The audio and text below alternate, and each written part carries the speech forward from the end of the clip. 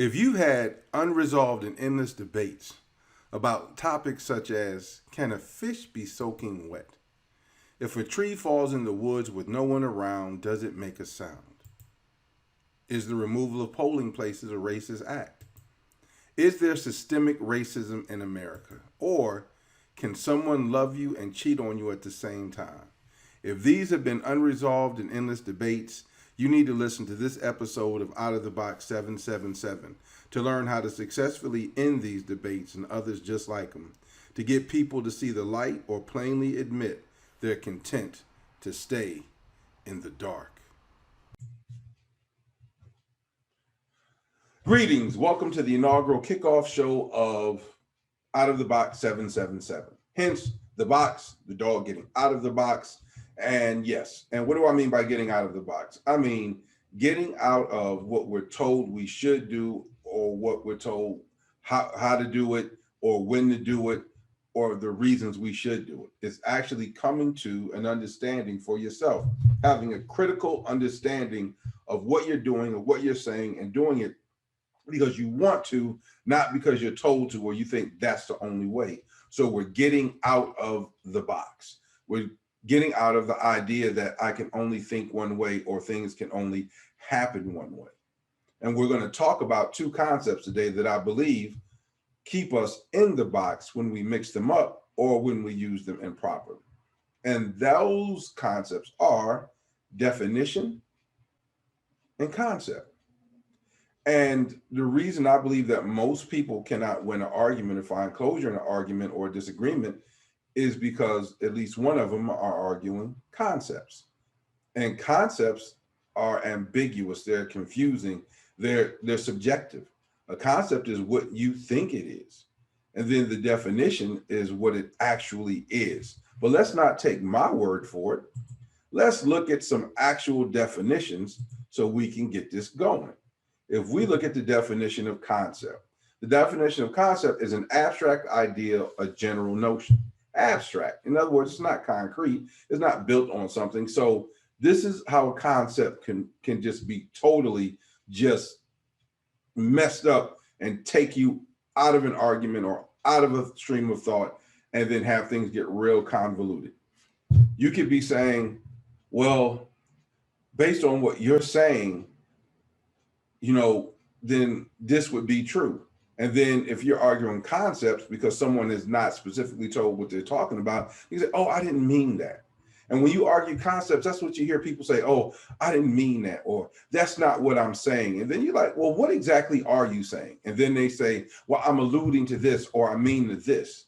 And then when you catch them on that, well, that's not truly what I'm saying either. And it keeps shifting. And because a concept is an abstract idea, you can shift it forever, literally forever. And so we have to understand that if we're arguing and we're dealing with my concept versus your concept, there's never going to be any closure. There's never going to be any resolve because it's an abstract idea and we're arguing whatever we think. So what are we supposed to argue? We're supposed to argue definition. See, definition, look at definition, a statement of exact meaning of a word, especially in the dictionary, a statement of the exact meaning of a word, or in this case, a thing. So if we're talking about the exact definition, then we can't argue concepts and we have something concrete to deal with. So let's deal with this. Sometimes I get in debates with people and I say, that was racist. And they're like, oh, it's not racist, it's this. And then they start telling their concept of racist. And then I just say that I just pull up the definition of racist. Prejudice, and this is an adjective, something describing it. Your act was prejudiced against or antagonistic toward a person or people on the basis of their membership in a particular racial or ethnic group, typically one that is a minority or marginalized. So my thing is, was the act prejudiced? Was it antagonistic? And was it geared towards somebody based on their involvement or their membership in a racial or ethnic group? Yes. Then it's racist. There's no more conversation. There's no more debate. And then it's like, well, I'm not a racist. It's like, okay, well, are you a person who is prejudiced or antagonistic against or toward people on the basis of their membership in a particular racial or ethnic group? Typically one that is a minority or marginalized. Well, yeah, I got on him because he was black. Well, yeah, then in that case, you were being a racist. See, there's no debate. There's only a debate when we say, well, what really is racist and what do you mean by racist? And then all of a sudden people start arguing, well, that's not what I mean by racist. Well, the thing about it is we're supposed to be looking at the actual definition. And if we go back to definition, it is a statement of the exact meaning of a word, or in this case, a thing, a definition of something. So you don't get to change it. You can't say, well, 2 + 2 is 4. Well, what's your definition of 4? My definition of 4 is at least 4 things and maybe something else just in case it fits in the color scheme or the size. That's not the definition of 4. And so what happens is the reason that we have this ambiguity is because we are arguing concepts, not definition. They were like, well, there's no racism in America. Okay, well, let's look at the definition of racism. Prejudice, discrimination, or antagonism directed against a person or people on the basis of their membership in a particular race or ethnic group, typically one that is a minority or marginalized. Of course, there's none of that in America. There's nobody wearing Klan hoods today. There's nobody carrying swastikas and saying bad things about Black people or Jewish people or Latino people. There's nobody saying, talking about the indigenous people and saying like this land is not theirs and telling people to go back where they come from. None of that. That doesn't exist in America, does it? Of course it does. And that's prejudice and discrimination. There's nobody who doesn't get a job because of their ethnicity or their name. Not in America, really. So if any of those things exist, there's racism in America. So the reason I don't have the debate about racism in America is because I go by the definition. And by the definition, any prejudice or discrimination or antagonism that is directed at somebody based on their race or ethnicity is an act of racism. And so this is where we get down into it. Let's talk about what mixing up definition, let's go back to definition, and concept can do. And let me explain first by talking about concepts. See, let's say talk about something real, something that really happened, intelligence. So at one point, they were trying to codify, define, set up a means of classifying intelligence, what it is, how do you measure it, all this other kind of stuff. So they got some psychological professionals together who were supposed to be the top in the business. These are the people who are defining, learning how to measure, telling us what intelligence is. Before they got them together, they asked them each to write down their definition of intelligence. And guess what you had? I forgot how many people there were in it, but how many other people, let's say it was 12. There were 12 different definitions of intelligence. Now, there was some overlap, but none of them were the exact same. So think about this. These are the people who are telling the rest of the world what intelligence is, and they couldn't even agree. So then let's put this in anything. Let's say liberals. I'm a liberal. Well, I take it if you put 100 liberals in different rooms and make them write down their definition of liberal, though it might be overlap of the whole 100, it's going to be differences. There's not going to be one set definition of liberal. If you put conservatives in the room and do that, if you say pro-life or pro-choice, if you put them in a room separately and ask them to write down their definitions, they're going to be different. And the reason they're different is because they're dealing with their concept of it. And so what happens is when you create these titles leave themselves out because there can be no true definition, because there's no consensus, no joint belief on what it is. They're concepts. And so each person comes to the table with their different concept. So in other words, let's look at church denominations. You have all of these different denominations. You have Baptist, you have AME, you have Protestant, you have Catholic, you have whatever, you got all of them. And each one of them has their reasons for being what they are. And growing up in church, in each church that I've been to, I've always seen these pamphlets: 101 reasons I'm a Baptist, 101 reasons I'm Church of God in Christ, 101 reasons I'm AME, 101 reasons I'm whatever.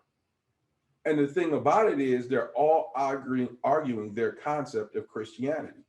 There's no set definition that they're using as the basis for their argument, because you can't all be separate and have a codified or a specific or exact definition. And that's what definition is: an exact statement, meaning of a word or a thing. And so you get into all of this stuff. And so now when people are like, well, I'm a Christian, you ever hear, what kind of Christian are you? What do you believe? The only reason you ask that is because there's been no set definition of Christianity put out and acted on that you can judge it by. So it's like, what we're really saying is, well, what's your concept of Christianity? Tell me this, what's going on? So then let's put it into a historic context. Let's look at slavery. Well, slavery is a concept. Let's go back there. Slavery is a concept. It's an abstract idea. See, what happens is when you ask people what is slavery, you have some people who say slavery was a great thing and we did this to civilize the savages and all this other kind of stuff. But see, the thing about it is, when they talk about that, they're talking about their concept or belief about what slavery was, or what slavery did, or what it was to and for people of color who they enslaved, and what it meant for the soul and psyche of the world. But I mean, you're arguing concepts, abstract. When you argue definition, a statement of exact meaning of a word, or in this case, a place, thing, or whatever, the definition. Let's look at what happened during slavery. But now we're talking about the definition. So I don't go by the word slavery. It's enslavement, because that's what it was. People didn't go up and say, hey, I'm a slave. I'm happy. I'm a slave. There wasn't this big thing where they got everybody together who they brought over in a boat and everybody said, we're going to call ourselves slaves. That's something that the people who were doing the enslaving did. And they did that because they wanted that to be the exact meaning of what an enslaved person is, a slave. But they were enslaved. So from now on, I'm not going to say slavery. I'm going to say enslavement instead of slavery. So what is the exact meaning of enslavement? What happened? It was kidnapping. It was exploitation. It was murder. It was torture. It was mutilation. It was trafficking of men, women, and children. It was rape. It was abuse, mental, physical, spiritual, all of this. This is the definition of enslavement. So now, if we look at the definition, can we really make that previous argument that we did this, that the people made, we did this to save the souls of the savages and teach them civility and all this other kind of stuff? So ask yourself this in a serious manner, and I know this sounds crazy to those who have thought about this before, but ask yourself this: can you really teach civility, spirituality, the belief in a higher power, morality, and goodness by kidnapping someone, exploiting them, torturing them, mutilating them, murdering them, trafficking them, abusing them on all levels, and raping them? Is that how you teach people civility, spirituality, and God? No. And so again, I don't have this argument about enslavement being all of this for, the people of color and the people they enslaved, because I know the definition. And so once you know the definition, you don't get caught up in all of this. No one can tell me that being enslaved was good for the people, for the Africans that they brought over here. And what they're trying to do is what's called detailed abstraction. So say that you do believe Christianity, that's your faith, and that you say, well, based on the fact that there's some Africans who were enslaved who became Christians, that would be a good thing. That would be like saying you were hungry and I robbed you, stole your car, and because you couldn't drive to where you were going, you had to walk someplace and you got a good meal that you really enjoyed. And because you end up getting a good meal that you really enjoyed, the fact that I robbed you was great because you wouldn't have gotten that meal if I didn't rob you. You would have went some other place and got a meal that you wouldn't have enjoyed as much. Nobody's going to say that. No one's going to say, yeah, man, it's a good thing you got robbed because the steak at this place is better than the steak where you were going. So good thing your car got stolen at gunpoint and you had to walk to get something to eat. We don't say that. But what happens is you want to point out the fact that, oh, I got this great steak so I can justify robbing you. And that's what happens when people talk about, well, they learned something about Christianity, this, that, and the other, and it had to come from us, so therefore it was good. So it's okay that I raped you. It's okay that I beat you, exploited you, trafficked you, kidnapped you, broke up your families, because some of you learned about God. But this is how you know that people are lying. You do it. Be like, if it's so great, let's start kidnapping, raping, torturing, trafficking, murder, exploiting your people to teach you something great. Like, hey, you don't know calculus, so I'm going to rape you, beat you, exploit you, murder you, and teach you calculus. And as long as a handful of you learn calculus, we can say that my enslavement and torturing and mutilation of you was okay because now we got some mathematicians. See how absurd that sounds? See how stupid that sounds? So what happens is the main issue that people of color have with people who buy into the concept of America and whiteness is concept versus definition. See, concept, abstract idea, a moral America, a free America, a brave America, a fair America, a just America. Those are all concepts. Those are all concepts. But when you deal with the definition of America, can we say that you can be moral while you're discriminating against people? Can we say you're free when you can die for exercising your freedom? Can we say you're brave when you hide behind phone calls, emails, random messages, dropping pipe bombs, threatening people on social media?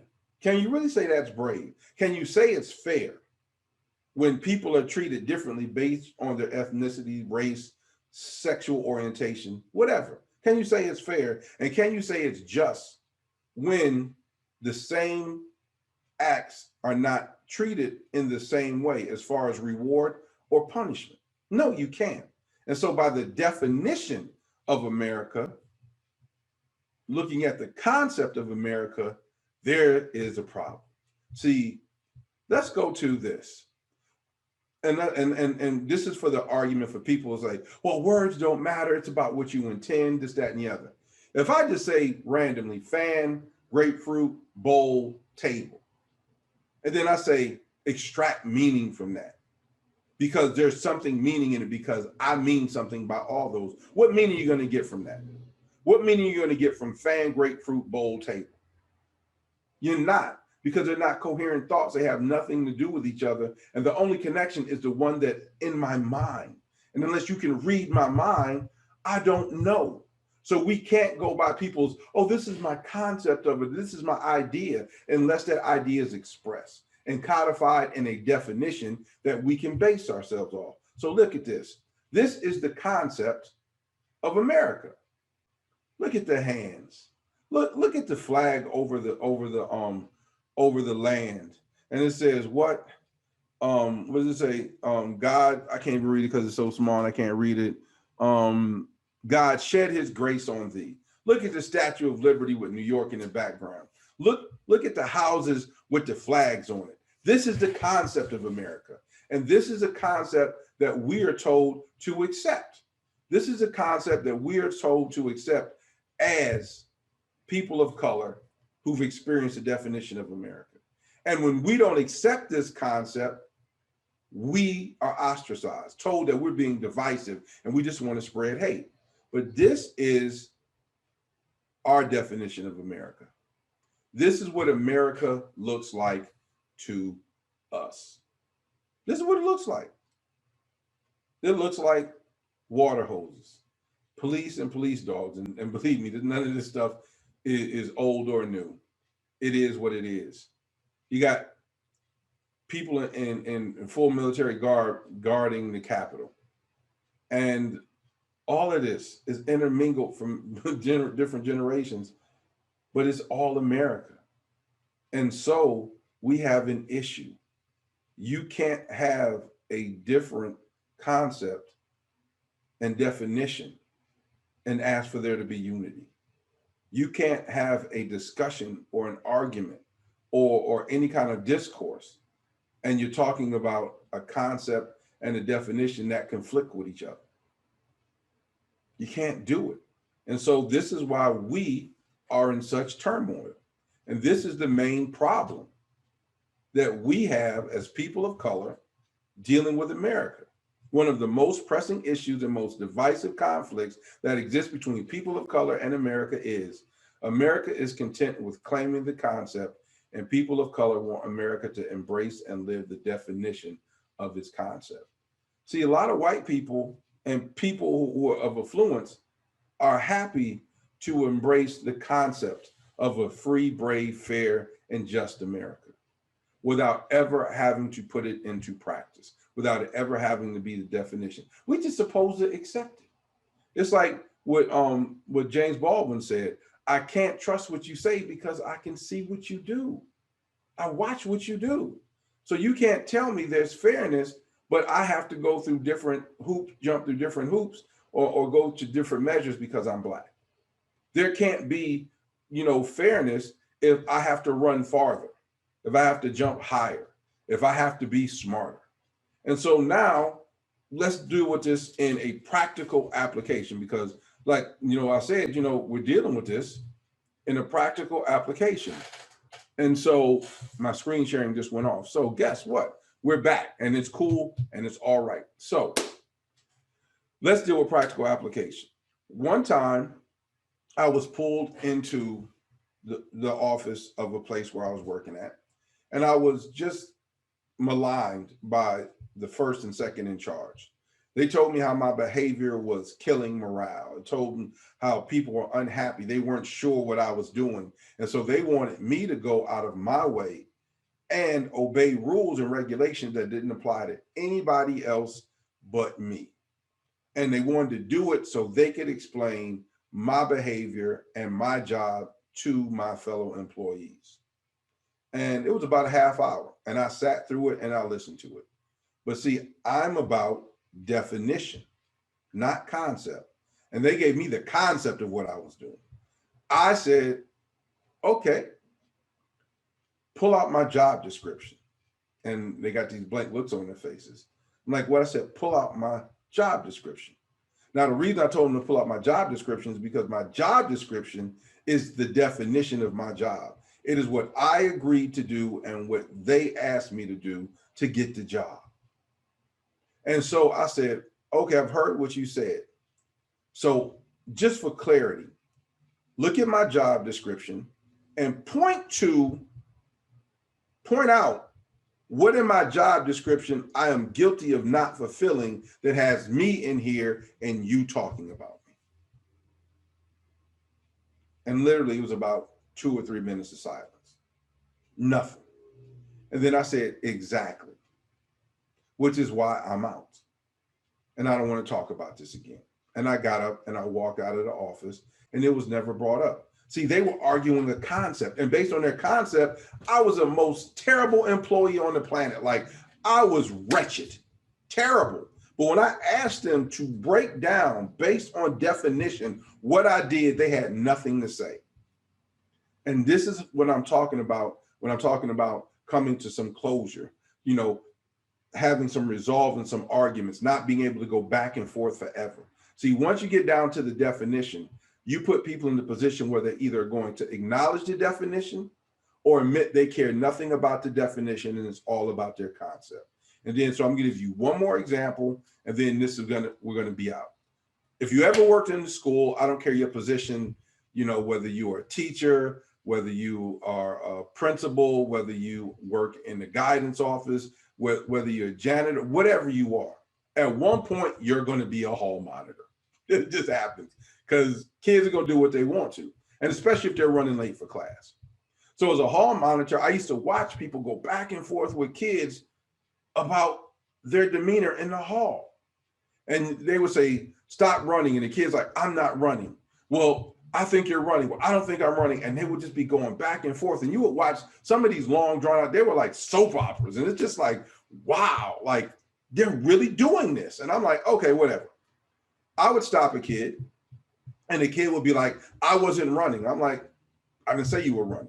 Well, why did you stop me if I wasn't running? I said, walk. Well, I was walking fast. I said, were you walking? I was walking fast. And I said, okay, listen, what's the rule? What are we supposed to do in the hall? We're supposed to walk. I said, does it say walk fast? No. Does it say skip? Like, no. Does it say hop? Does it say no? Does it say do the electric slide? Does it say any of that? They're like, no. I said, what does it say? It says walk. Were you walking? I was walking, no, not walking fast. Were you just walking? No. Okay, walk. And that would be the end of it. Because I'm not arguing concepts. I'm arguing if a reasonable person looks at you, would they say that you are walking?